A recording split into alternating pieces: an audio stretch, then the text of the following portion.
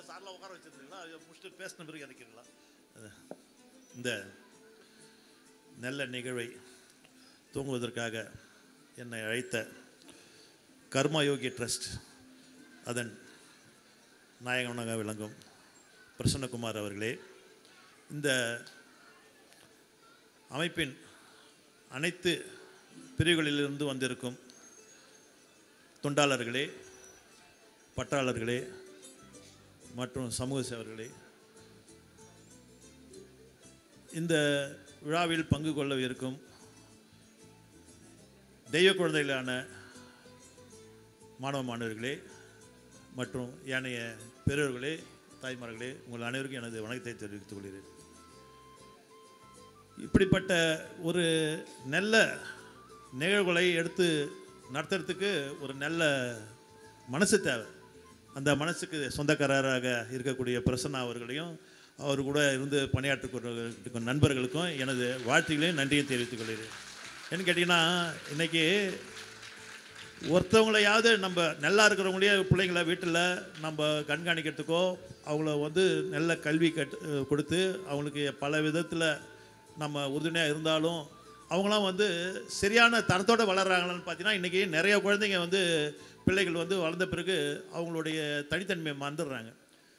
அப்படிப்பட்ட இடத்துல இருக்கிற நம்ம இங்கே இவர்களுக்காக ஒரு விழா எடுத்து அந்த விழாவில் அவங்களுக்குள்ள தனித்திறன்களை வெளிப்படுத்தி அவங்களுக்கு பரிசளிப்பதுன்றது ஒரு சால சிறந்த நிகழ்ச்சி. இந்த விழாவில் நான் கலந்துக்கிறதுக்கு எனக்கு ஒரு மகிழ்ச்சி, அதே நேரத்தில் பெருமையாக இருக்குது. ஏன்னா இந்த ஆண்டாண்டாக நடத்தக்கூடிய இவங்களை பாராட்டக்கூடிய வாய்ப்பை கொடுத்ததுக்கு இந்த இறைவனுக்கு நன்றி சொல்கிறேன். அதே நேரத்தில் இந்த குழந்தைகள் ஒரு தெய்வ குழந்தைகளாக தான் இன்றைக்கி நம்ம போற்றி வணங்க வேண்டும். ஏன்னு கேட்டிங்கன்னா, இன்றைக்கி அவங்க யார் வேணாலும் நம்மளை விட்டுட்டு கல்யாணம் ஆகும், பிள்ளைங்களுக்கு நிறையா வேலைங்க இருக்கும், போயிடுவாங்க. இன்றைக்கி நம்மளுக்கு ஒரு துணையாக ஒரு வீட்டில் ஒரு நிகழ்வு இருக்குதுன்னா, ஒரு குழந்தை நம்ம கூட இப்படிப்பட்ட ஒரு குழந்தை வீட்டில் இருக்குதுனாக்கா அவங்க நம்மளுக்கு எப்பயுமே ஒரு துணையாக இருக்குவாங்க. அவங்க நம்மளுக்கு துணையாக இருப்பாங்க, அவங்களுக்கு நம்ம துணையாக இருக்கிறோம். இப்படிப்பட்ட இடத்துல தான் இவங்களை நம்ம பார்த்துன்னு இருக்கிறோம், இன்றைக்கும் பார்க்குறோம். இன்றைக்கி கூட நான் ஒரு வருத்தத்தோடு ஒரு சில செய்தியை பண்ணிட்டு வந்ததுக்குள்ளே ஒரு குழந்தைக்கு உடல் சரியில்லை, அதே நேரத்தில் ஒரு மனநிலை சரியில்லாத இருக்குது.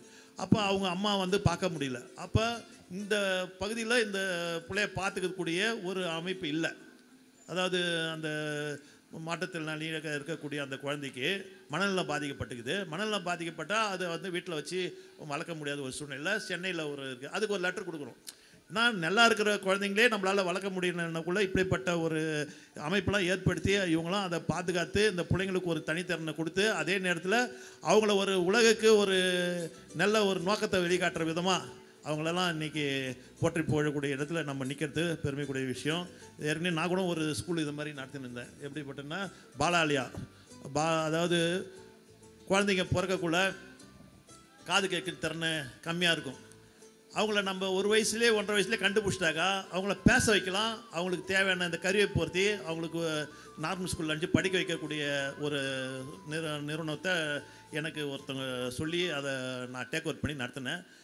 அது இப்போ திருப்பதி தேவஸ்தானத்தில் அவங்க நடத்தியிருந்தாங்க. அதே நேரத்தில் சென்னையில் பால வித்யாலயான்னு சொல்லிட்டு அவங்க நடத்தினாங்க. அது எப்படின்னாக்கா அந்த குழந்தைங்களுக்கு காது கருவி பொருத்தி அவங்க ஸ்பீச் தெரப்பி பேச வச்சு அவங்களுக்கு ஒரு 5-6 வருஷம் வரைக்கும் அவங்க அந்த ட்ரைனிங் கொடுத்துட்டு சாதா நார்மல் ஸ்கூலில் அவங்கள மறுபடியும் காது கேட்க அவங்க பேச ஆரம்பித்த பிறகு நார்மல் ஸ்கூலில் படிக்க வச்சுங்க. அதுமாரி ஒரு ஸ்கூலில் நான் ஏறக்குறைய ஒரு 10 வருஷம் நடத்தினேன்.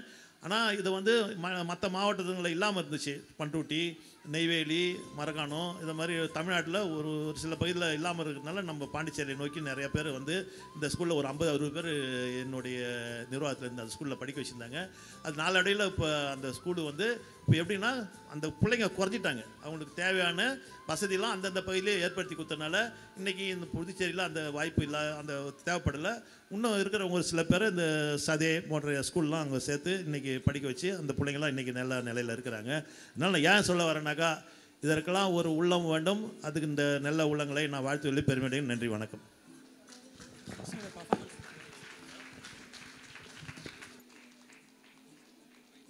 ஃபர்ஸ்ட் பர்ஃபார்மன்ஸ் ரெடியாக இருங்க. First performance